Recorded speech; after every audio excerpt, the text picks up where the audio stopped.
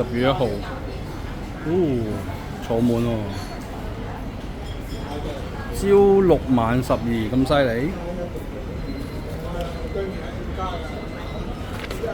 點心、炒粉麵飯、小菜。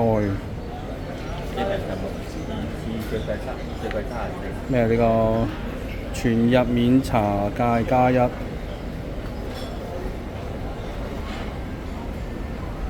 啲點心都望落個樣都靚仔喎，我哋可以睇下。蒸飯、排骨，喂，大盅嗰啲飯都，即係佢啲睇落去啲賣相都唔錯，都市正靚仔。你個廚房全部新鮮即蒸嘅，光明正大，唔係預製菜，係啦，全部新鮮蒸嘅。